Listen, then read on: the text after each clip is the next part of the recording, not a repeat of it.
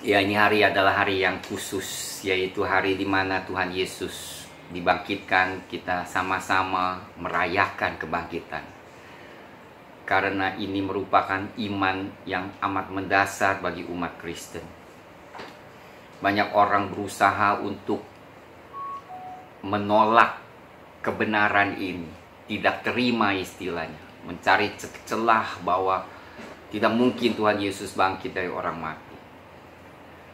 Pendeta yang sebelumnya ateis seperti Josh McDowell dan banyak lagi, mereka katakan sebelum mereka terima Tuhan Yesus, mereka mau menolak kenyataan bahwa Tuhan Yesus bangkit dari orang mati. Tetapi justru herannya semakin mereka menyelidiki dengan berbagai cara, mau membuktikan bahwa Tuhan Yesus tidak bangkit. Tapi sebaliknya mereka justru menjadi pengikut Tuhan Yesus Kristus. Itu yang luar biasa, saudara. Sebab tidak ada orang, saudara, yang rela mengorbankan diri mereka hanya untuk mengorbankan. Kalau seandainya murid-murid Tuhan Yesus kurang lebih 500 orang menyaksikan Tuhan Yesus menyatakan dirinya setelah dia bangkit, kemudian mereka rela mati demi kebenaran ini, kayaknya nggak ada orang yang mau mati karena sebuah kebohongan. Jadi nggak ada orang tuh mau mati karena bohongnya sendiri, tetapi karena mereka tahu itu merupakan kenyataan bahwa Tuhan Yesus bangkit dari orang mati, sehingga mereka rela dengan nyawanya dikorbankan demi mempertahankan apa yang mereka telah saksikan tentang bagaimana Tuhan Yesus mati dan bangkit. Luar biasa, saudara. Makanya di 1 Korintus, saudara, pasal 15, kita akan melihat 1 Korintus pasal 15. Ya, apa yang Paulus katakan?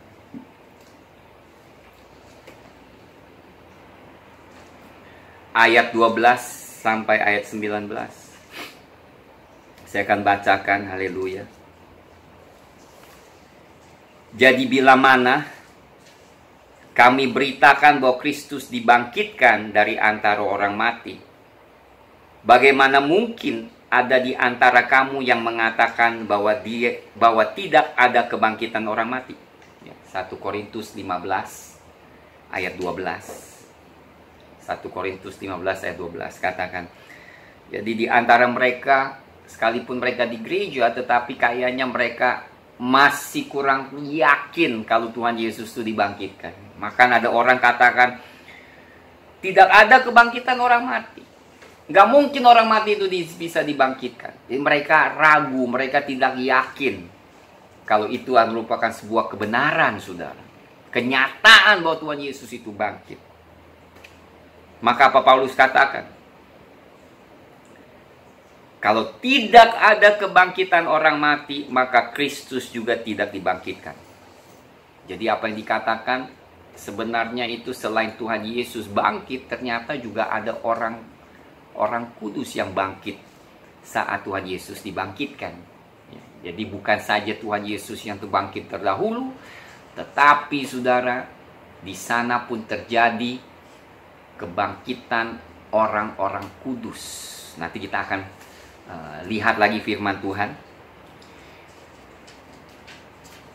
Maka apa dikatakan?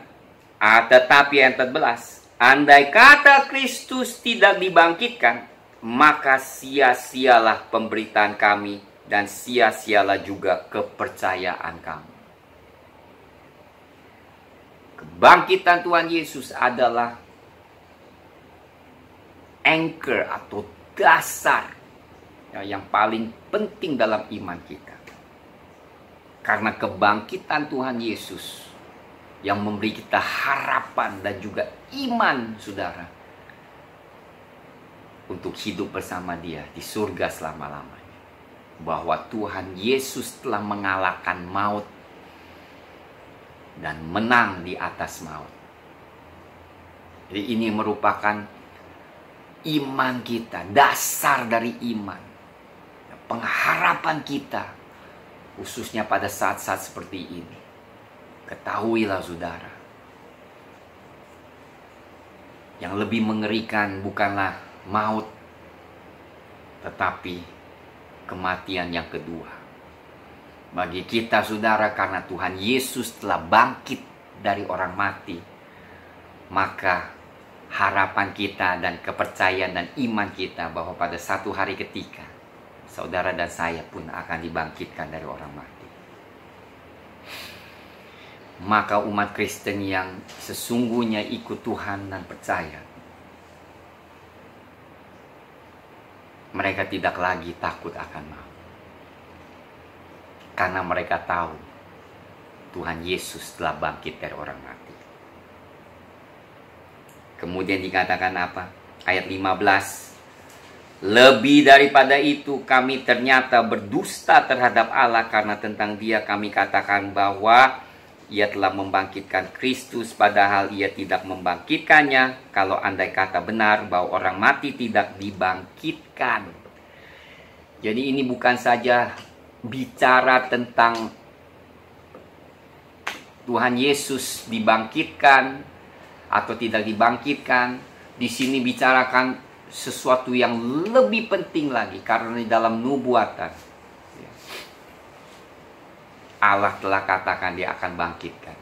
Nah, dikatakan kalau sampai Dia tidak bangkit berarti Allah berdusta. Berarti Allah tidak katakan yang benar.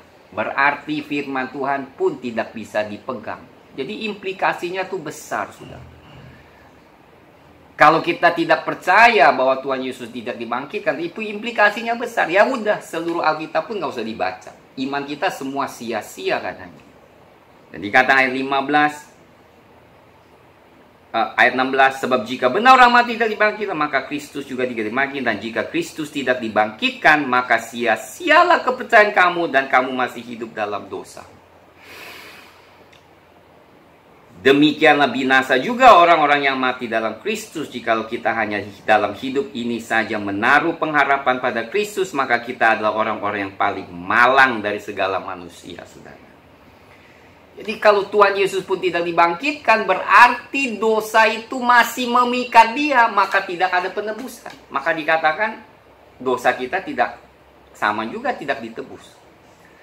Kebangkitan Tuhan Yesus menyatakan bahwa dosa itu pun sudah dibayar harganya sehingga Dia bangkit. Nah, kita yang percaya kepadanya, dosa kita pun telah dihapus. Jadi saudara lihat ya, kebangkitan Tuhan Yesus ini banyak sisinya, artinya saudara yang begitu penting.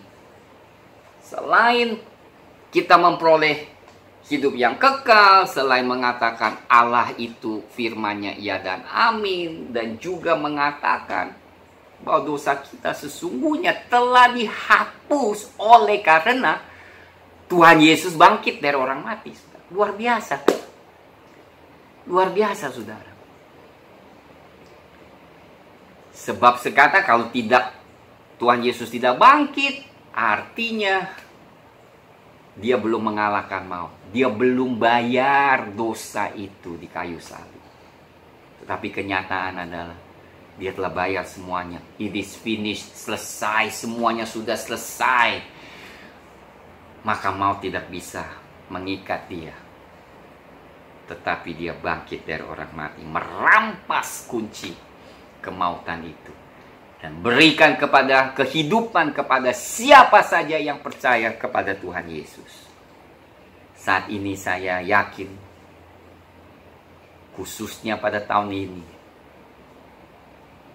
Injil, kematian dan kebangkitan Tuhan Yesus harus lebih dikabarkan. Sehingga mereka yang mendengar dan percaya memperoleh kehidupan yang kekal. Mereka terima pengharapan yang sesungguhnya di dalam Tuhan Yesus Kristus. Tapi ayat 20 Paulus katakan ya. Dia katakan kalau benar Tuhan gak bangkit, maka kita ini paling sengsara, orang paling malang dikatakan firman Tuhan. Tapi kenyataan bukan demikian. Ayat 20. Tetapi yang benar ialah bahwa Kristus telah dibangkitkan dari antara orang mati sebagai yang sulung dari orang-orang yang telah meninggal. Luar biasa. Jadi kenyataan dia bangkit. Dan setelah dia bangkit, banyak orang pun bangkit, saudara. Hari ini kita akan sampaikan dua peristiwa yang penting pada saat Tuhan Yesus bangkit dari orang mati. Dan saya berdoa ini firman ini memberi kita pengertian dan juga pengharapan yang luar biasa. Apa yang terjadi, saudara, di dalam ada dua hal atau peristiwa yang terjadi yang amat-amat signifikan ya. Terjadinya itu bukan di alam roh saja, tetapi dapat dilihat mata apa yang sedang terjadi. Nah, ada dua hal yang saya merasa saya perlu sampaikan, dua peristiwa ini kepada saudara, supaya saudara mengerti dan juga diberkati oleh kebenaran ini. Kita baca Matius 27. Matius 27 ya, ayat 51.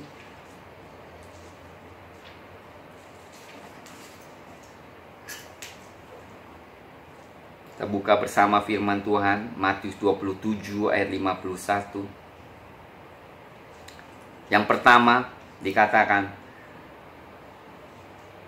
maaf, kita lihat lagi, kita baca dulu ya, ayat 50. Yesus berseru pula dengan suara nyaring, lalu menyerahkan nyawanya. Ya, terakhir dia meninggal. Dan ayat 51, lihatlah, tabir bait suci terbelah dua dari atas sampai ke bawah. Dan terjadilah gempa bumi dan bukit-bukit batu terbelah. Saudara, ini bukan rohani, tetapi ini sesungguhnya terjadi sesuatu hal yang luar biasa. Dapat dilihat dengan mata, saudara. Kemudian apa? Dan sesudah kebangkitan Yesus, lihat ayat 53. Sekalipun di perikop Matius 27 ini belum bicarakan tentang kebangkitan Tuhan Yesus, tapi Matius menuliskannya ini ya, tidak sesuai dengan kronologi, tetapi dia tuliskan pada saat Tuhan Yesus bangkit. Apa dikatakan? Sesudah kebangkitan Yesus, lihat kan ayat 53. Sesudah kebangkitan Yesus, mereka pun keluar dari kubur. Siapa mereka? Lalu masuk ke kota kudus dan menampakkan diri kepada banyak orang, kepada pasukan dan prajurit-prajuritnya yang menjaga Yesus menjadi sangat takut ketika mereka lihat gempa bumi dan apa yang telah terjadi, lalu berkata, sungguh ini adalah anak Allah. Dan ada di situ banyak perempuan yang melihat dari jauh, yaitu perempuan-perempuan yang mengikuti Yesus dari Galilea untuk melayani dia. Jadi pada saat Tuhan Yesus bangkit, apa yang terjadi? Mereka juga melihat gempa bumi. Kenapa terjadi gempa bumi? Ternyata kuburan itu dibukakan, saudara. Terbelah, pecah. Siapa yang keluar dari kuburan itu? Mereka adalah umat Tuhan perjanjian lama. Mereka keluar. Mereka dibebaskan dari tawanan. Seperti Tuhan katakan di Efesus, Tuhan turun melepaskan, membebaskan tawanan. Selain tawanan dari dosa, jadi saya percaya ini juga tawanan yang mereka sedang menantikan kematian dan kebangkitan Tuhan Yesus untuk dijemput masuk ke surga. Ketahui perjanjian lama, umat perjanjian lama, mereka setelah meninggal tidak langsung masuk ke surga karena darah Tuhan Yesus belum dicurahkan, saudara. Mereka harus tunggu sampai darah itu dicurahkan. Kemudian darah itu menyucikan sesungguhnya dosa mereka, maka barulah mereka bisa layak masuk ke dalam surga kerajaan Allah. Beda dengan perjanjian baru, saudara. Umat perjanjian baru ini setelah mereka meninggal karena mereka sudah ditebus darah Tuhan Yesus, maka roh mereka langsung masuk ke surga.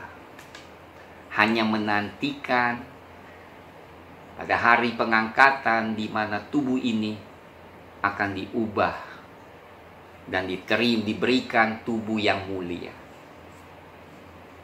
Tubuh mulia ini, saudara, kita semua merindukannya, saudara, ya kan?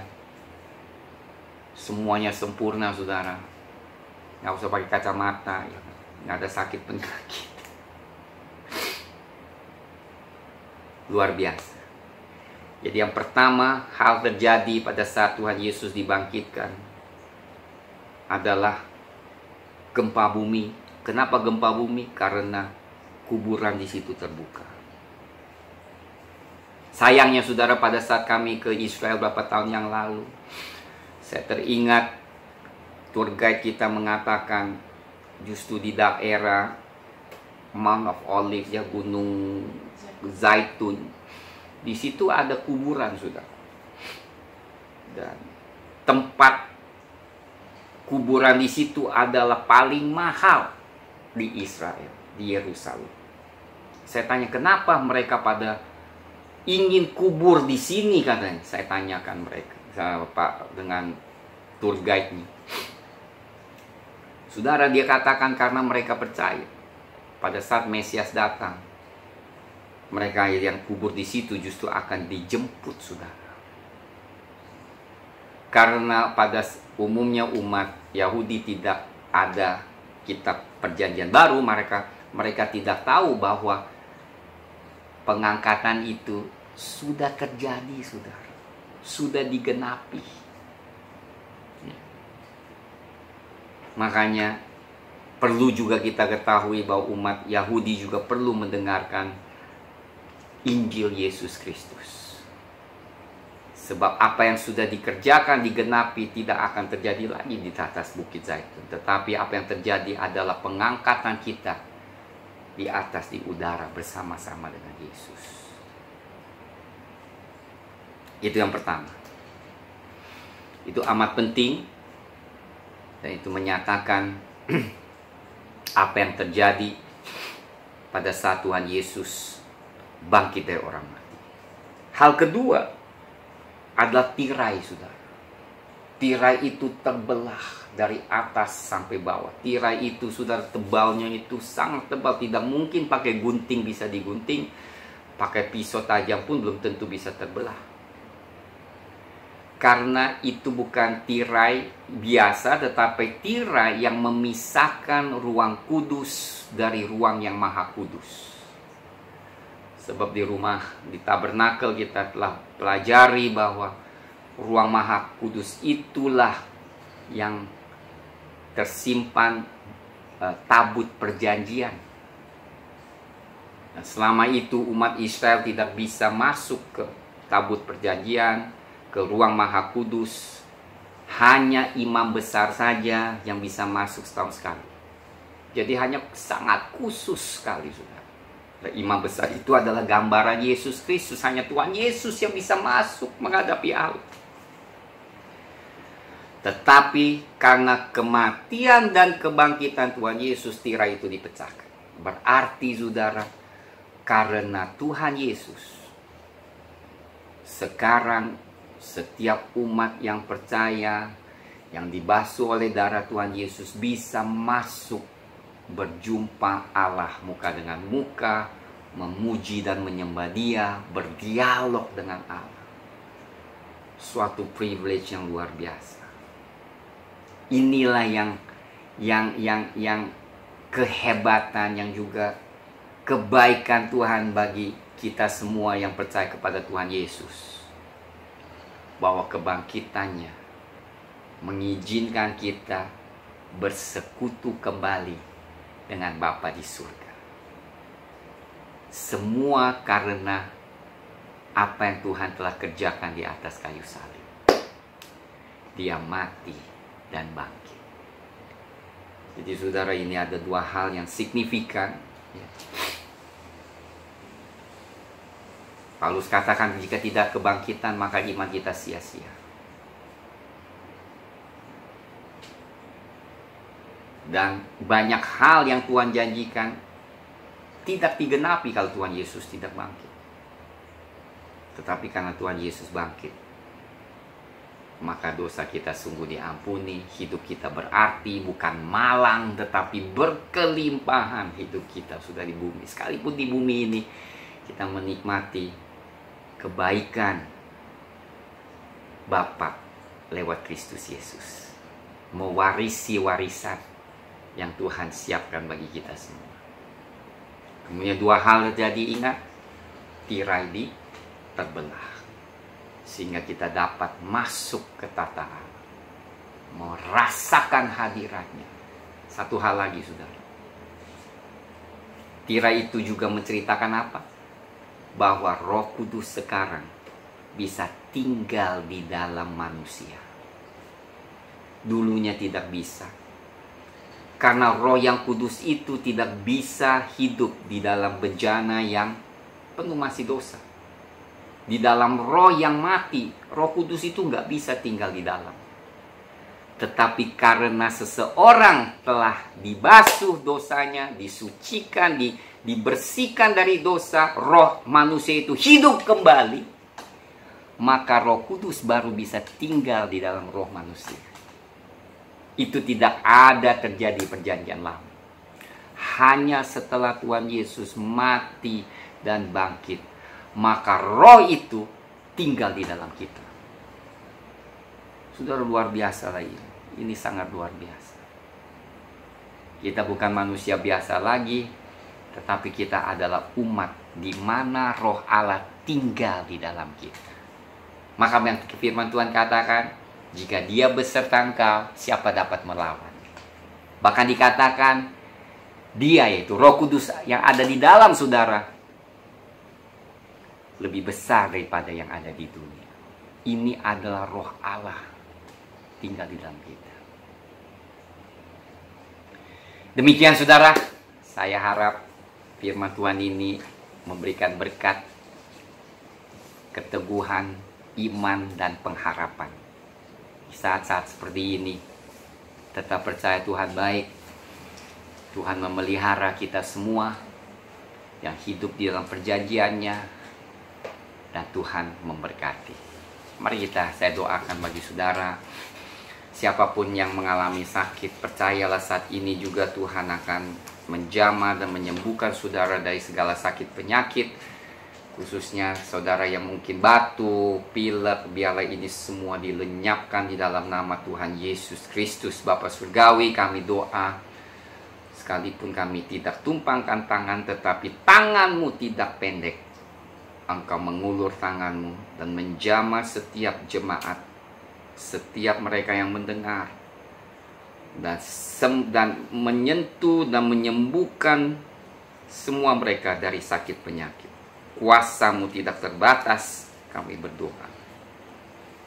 Saudara-saudara, terimalah berkat dari Tuhan, yaitu cinta kasih Allah Bapa, kasih karunia Tuhan Yesus Kristus, serta persekutuan manis Roh Kudus menyertai saudara sampai Maranatha Tuhan Yesus datang kedua kalinya menjemput kita semua masuk ke dalam surga. Di dalam nama Tuhan Yesus, amin. God bless you.